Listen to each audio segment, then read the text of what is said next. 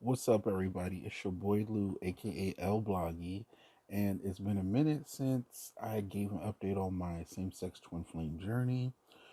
A lot has happened, a lot of major shifts has happened, a lot of new revelations has happened, and so now I kind of want to, now that I've kind of experienced what I've experienced, I'd like to share my perspective of the journey, in hopes that it can help people kind of you know, see the light a little bit within their own journey. So this segment right here, as you can see by the title, is what I like to call Twin Flame and a Mukbang, featuring um, McDonald's new spicy chicken sandwich. I just got it.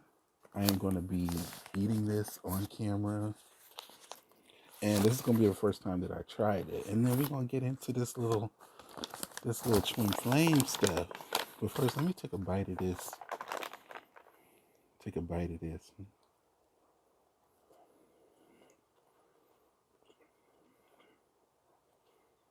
Mm,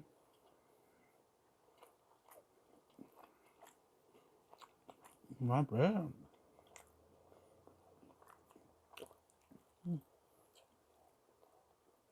Okay, I can work with this.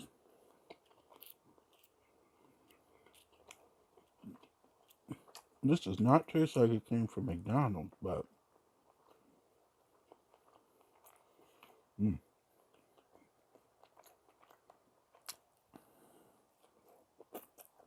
hold on, y'all. We're gonna get into it in just a minute. Okay,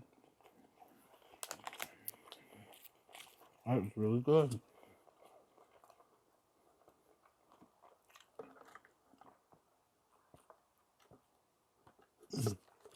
Okay, so basically, if I was to give a quick update on everything that happened since my last video, so firstly, me even putting up the video was after a conversation I had with me and my DM. And he was like, I really want to try to help people. I want to try to, do something to help people, but I really don't know where to start. And I was like, well, you know what? I was like, you probably just need to just start doing what you can, like whether that's volunteering someplace or whether that's having like a meeting, for because I think he wanted to deal with like people that dealt with like alcohol problems. So I was like, you could create a meeting and kind of offer like support that way. And of course, it will be faith based as well or whatever. And I said, I'm going to offer my kind of perspective on what I'm experiencing and upload it to YouTube. And he was like, well, what's your YouTube channel? I'm like, mind your business, because I didn't want him to, because I didn't want to share. Like, I want to be able to, I want it to be free to upload everything. So I didn't tell him, but that's what sparked me kind of putting out the first video. And then the reason why I haven't updated since is because, I see so many people on YouTube who experience their journey and let it play out on camera. And they be like, oh, well, you know what? Fuck the twin flame. Oh, you know what? It's not really what it was. Or the whole thing is bullshit. Or I'm not doing tarot anymore. And it's like, baby girl, like, it's like, things shift, things move. And that's okay. But like, if you play everything out on camera, then of course you're going to be out in the streets looking a little weird. But yeah, so what I wanted to talk about is give a brief update on what happened with me after that video, and talk about how a little bit about everyone as you pushed out, kind of law of attraction stuff, and then what I like to call releasing the who, and I'll get into more of that later. But so a quick update. um, So after that video, my DM was out of town. Um, and I just got finished visiting him in his home country. He leaves, like I said, he leaves sometime to go to get away from his life and escape his escape his responsibilities in his hometown, in his home country. And I had such a strong pull to visit there. So I took the time off and I decided to visit there while he was there. And then we kind of met up and we had a great time and everything. And then I came back and then he came back. But when he came back, he was very distant, as if like I had did something wrong or he was trying to hide something. And of course, like if you have this connection with this person, like you feel all of this. And so I was just like, dude, like why are you acting stupid? Now when I was in the home country, I did get a tattoo of his name with a heart on it, like right here. And I didn't tell him at first because I wanted it to just be something I could hold on in 3D that would kind of help me to like let go of the person. And getting the tattoo was kind of my process for that. And so, but when we got back to our our city, and he was so set to come back, like I said, he was being real distant. He said he was going to come over and talk to me, and this was like March 2019, March 2019. That's when I uploaded the video, and then he kept making excuses for why he couldn't come by to check on me or talk to me. And like he would say things like, "Oh, my car is broken down. Oh, I'm feeling sick." And we were supposed to celebrate my birthday, which was the 28th of March, and then my day came and he invited me over to his house, and then act like he forgot my birthday on the day that he invited me over. And so I was just like, you know what? I'm done with this. But anywho, so yeah, he kept lying, kept making excuses for why he couldn't visit me or come talk to me. And I'm like, what's up? Like, um, and so this went on, and so to the end of May, because I found out that like he was going all over town, and our town wasn't even that big, but he was going all over town, but yet he couldn't stop and say hi to me like he said he would back in March. So I was just like, you know what? I'm so done. Like, you go ahead and live your double life, and I mean, I know the truth about us. Like, I know what we are. And so what I did was is I sent all of our pictures that we took from Tonga and spending time together, as including the one with my tattoo, to their shared Facebook account. And I guess some people might say that's messy, but so I guess the tattoo really like sparked like some drama. And so he was like, now, like I could feel his true feelings about it because I can, but of course he had to explain that to his wife, and why I came up with a tattoo of his name, as if to say like, you know so they spun the narrative that I was crazy. I was just being crazy. And so I told him, well, on top of this, I was also putting a lot of subliminals out there on Facebook so I could try to awaken him a little bit. And of course, everything resonated with him and his wife, and it's part of the reason why they were so upset, um, because I was just very like you guys are phony. This whole shebang is just phony. And I really wanted to like expose that, like, because it just didn't sit well in my spirit. But moving forward, that's not really my job to do. My job was to just learn and grow and take the experience for what it is and learn from it, not really try to disrupt anything. But of course, hindsight 2020, all that jazz. And I got these glasses on because I'm old and my eyes just ain't the same anymore. So these are blue light filter glasses. But anywho, um, so basically the tattoo thing really blew up. And then he was like, "Oh, why you got my name on you? Like that's disrespectful. And you didn't get my permission." And so then he came over to my house. And he was like, "I want you to remove that. And that's disrespectful. That my culture. Our name means something. Yada yada yada." I'm like, "Baby, I'm not taking off my tattoo. It doesn't affect your life one way or the other." Um, and he was like, "Oh well, you were just a church buddy. Like you weren't, like we weren't like anything more than just church friends." And I'm like, "Okay, well, he couldn't even lie to me straight. Like I don't know, you can't lie to me." But I'm like, "Okay, cool. So I'm just a church friend.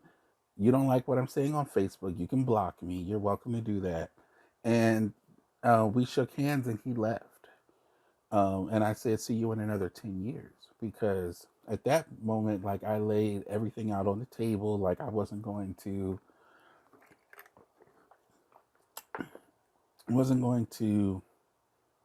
pretend anymore. Like I was going to live my truth, and that's what it was going to be. So fast forward about a month after our little interaction, I'm at work and they talking about, "Oh, so and so said y'all stalking him." So him and his wife accused me of stalking him, which is hilarious because like I've given this dude money, like we've been friends, we talk all the time. I visited him in his home country, like you know, we celebrated my birthday together just a few weeks ago. So that's really dumb. But nevertheless, um when we explained everything to my employer, they said that, "Oh, it just sounds like, a lover's triangle or something." And then they were like, "Oh," so then they got a police report to say that I was stalking them. And then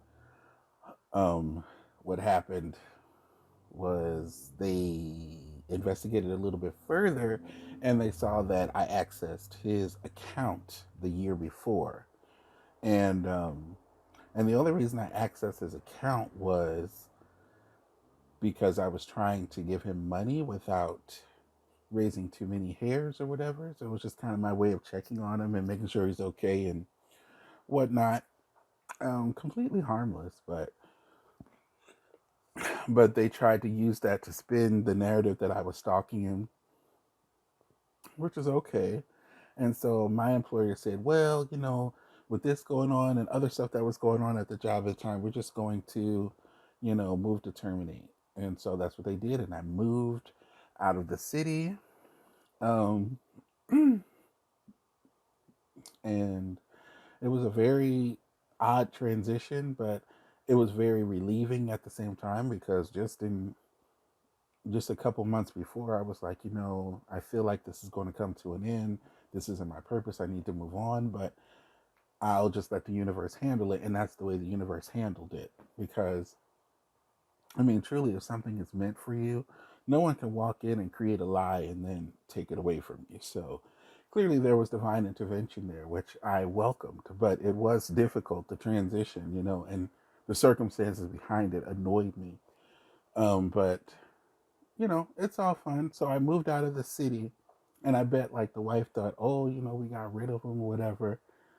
But I moved, I moved back to my other city, got a job, and and now here's where it gets crazy. Um, there was the new person at the new job.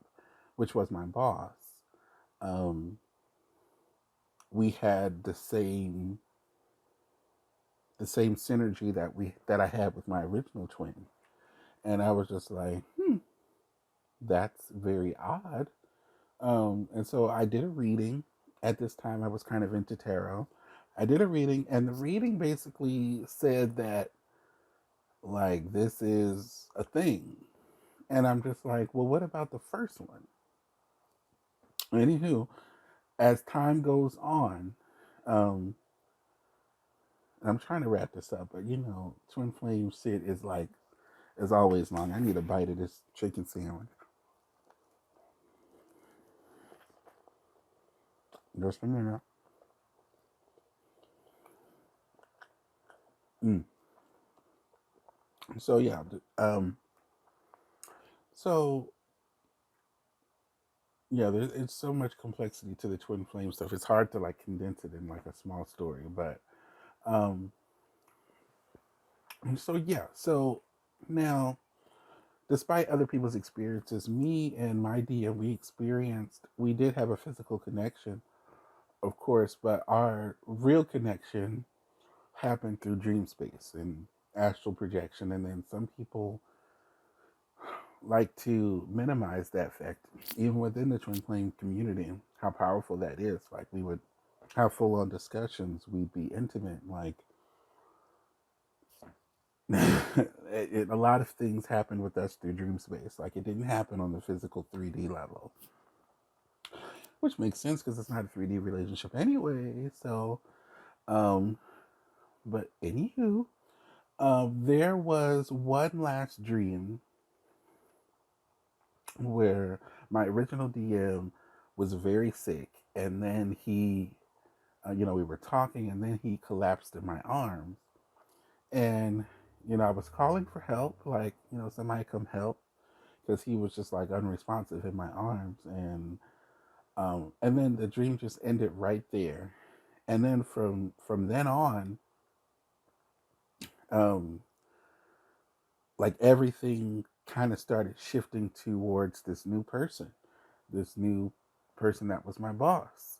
So all of the feelings, all of the telepathy, all of the dreams, just started with this new person, and I'm just like, what in the world is going on here? Um, so that's essentially what happened. Now, this new person has almost the exact same situation as my original DM had, and that's crazy. Because it's like it's the same concept, but it's like, but this time I was prepared for it. This time I was a little bit stronger to deal with it. This time I was a little bit more in the space of allowance. This time I was able to look a little bit more inward, than I was with the first go round. Now, what's going on with the with the original one? Like, I really don't know. We haven't spoken. I've done a lot of healing work, and we did see each other because he came to my city. We saw each other in Walmart. He didn't have anything to say to me. We were just looking like,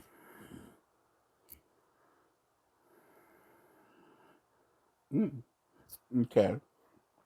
So he didn't have anything to say to me, and um, that showed me where I was, because something like that would have really, really, really triggered me. But that same night, I was cool. I was able to collect myself, calm myself down. Like, I wasn't really phased by it as much, and that's kind of how I knew that I had moved on a little bit. Um, but yeah, so now this whole dynamic is with this new person. Like, everything I felt for the original person, I feel for this one. We have the telepathy, like, constant thoughts. I feel their energy. Like, it's quite amazing, but yet they still have the same dynamic going on as my original twin did. But come on now, we're at 20 minutes. But what I want to kind of get into is like at first when I started experiencing the new person, I was like, okay, great. You know, I've got my DM and I've got this person that I'm into that's not my DM. So I can probably put law of attraction to work on this new person because I wanted a relationship with them. I'm in love with them, and and I'm just like, that's what I want now. Like the original twin is not really hitting like it did before because everything that transferred to the new person. But I wasn't aware of that because I'm under the limiting belief that you only have one and there can only be one, and you know, all of that shit needs to be released. Um, so then we go on to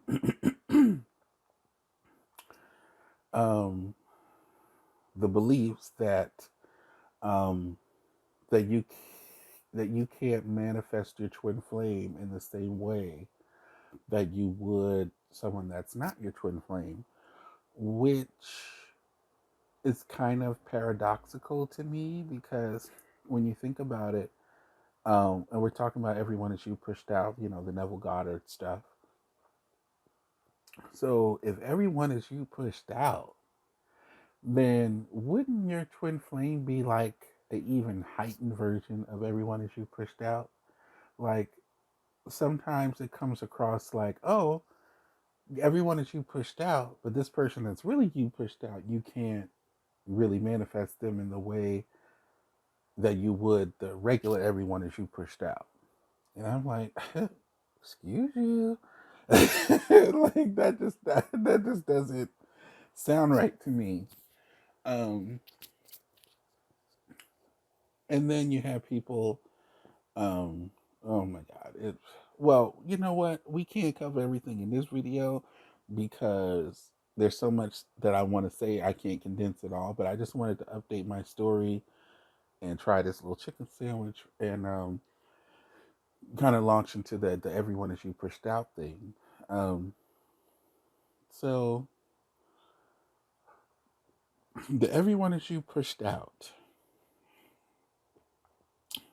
In my experience, and I have to say that on the twin flame journey, you're as open to what your experiences are. I have not seen a twin flame person or whatever speak beyond their experiences. Like I just haven't seen it. And so in that sense, they impose lots of limitations, like the whole you only have one twin flame, which of course in my experience is not the truth. The whole it's only one, or you know you're only going to have this feeling with one person. Mm. And that's not true either. Excuse me. So um, it's a lot that goes into it. I think. Um, oh, and then let's not get into the union shaming, right?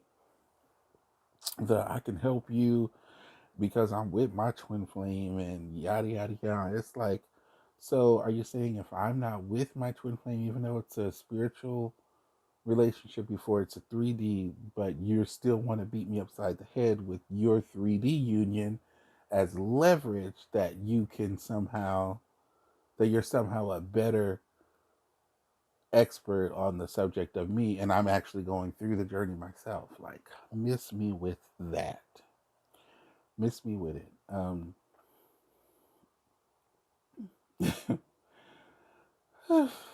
um, but again, it's all a learning journey. But everyone is you pushed out that again. So, like I said, if everyone is you pushed out, like and if you carry the essence of your twin flame, because you are your twin flame, like, but it's common sense that that energy is going to present itself in another form. Like, because everyone that you pushed out anyway, and your twin flame is the extreme version of everyone that you pushed out. And if you are your twin flame and that energy is being projected, then of course what's going to be reflected back to you is your own twin flame energy, regardless of who it is. So this notion that soul is your soul, whether it's shared or not, is trapped in one particular person is nonsense. Like, it's expandable, it can go in and out, it can be experienced by two different people at once. Like, anything's possible. If you believe in God and you believe that God can do anything, then anything is possible. So, um, so that's that, and then, um, and that's part of the releasing the who, um, releasing the who.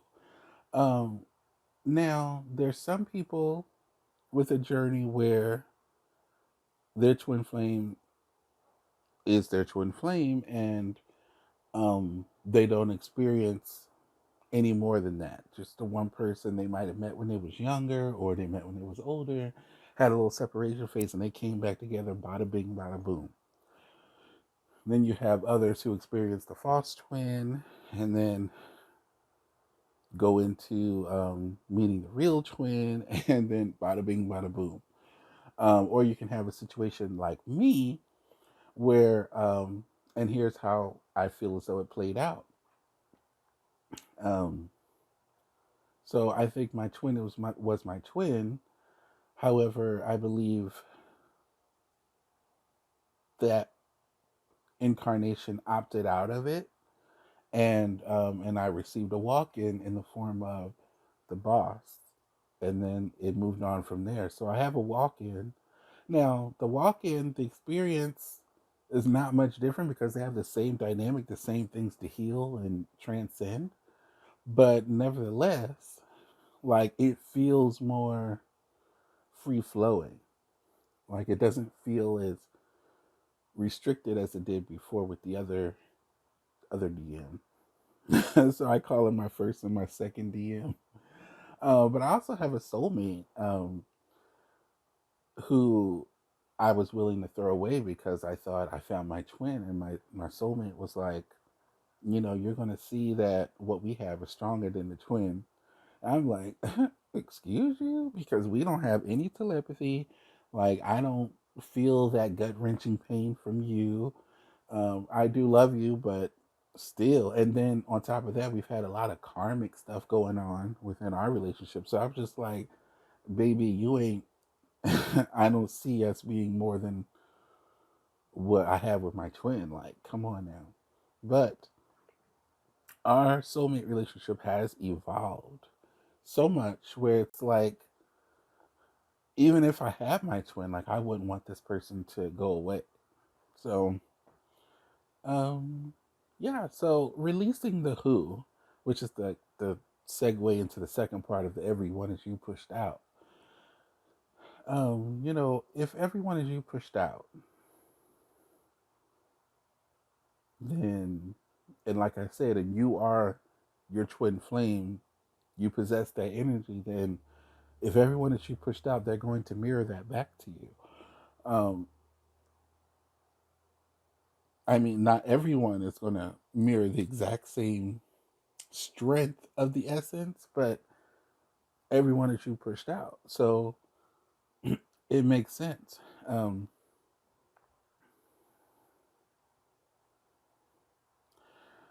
yeah. So releasing the who, we get fixated, because our own twin flame community, um, put so much limitations on it, even within the knowledge that it's a spiritual relationship, even with the knowledge that anything is possible. Um, they still like to put religious dogma onto it. They still like to say you can be spiritual in this way or that way. For same sex twin flames, they try to say two men that are twin flames can only be brothers, um, in which that's false as well. Um, because the twin flame relationship, it can take on anything. Like it could be a mother dynamic, a father dynamic, a sister dynamic, a brother dynamic, a best friend, a counselor dynamic, an enemy dynamic, like a frenemy dynamic. Like it can take on all of that at the same time and ebb and flow between each one. So to say that two men in the same sex twin flame dynamic can only be siblings is like ridiculous and so far off base. But we'll get to that in another video. But yeah, releasing the who. Um, when you start working on yourself and start healing, um, start doing the work on yourself, you get to a space of, you get to that proper space of surrender and allowance. The same stuff that I did with the original DM is not the same stuff I'm doing with the second DM. And it's like at this point, like I'm just open to what's going to happen. Like I'm not in a space of lack anymore. Like if this doesn't happen, like I'm going to feel this type of way. I'm no longer shamed into union like some of these other people like to do. Um, I can still help people. I still help people a lot, and just by sharing my journey, and I hope to continue to do that with these videos. But this one is getting really winded. Summarize it all up. um, you know, everyone that you pushed out, that includes your twin, and you, once you are in a state of surrender and allowance, your twin is going to show up. You know, whether it was that original person that triggered you into the journey, or whether it's someone that comes along later to kind of pick up the pieces, it's going to happen. So, with that being said, thank you for spending time with me. The McDonald's chicken sandwich is really good, by the way. And it doesn't taste like it's from McDonald's. Like, it tastes like they went to Popeyes and might have got a few pointers. Hey, who am I to judge? But I will see you next time. Hopefully, I'm gonna update more because I have a lot of stuff to talk about regarding this path that I'm on right now, and I appreciate you guys sticking with me and bearing with me through my testimony of this side of the journey. And I will see you next time. Bye.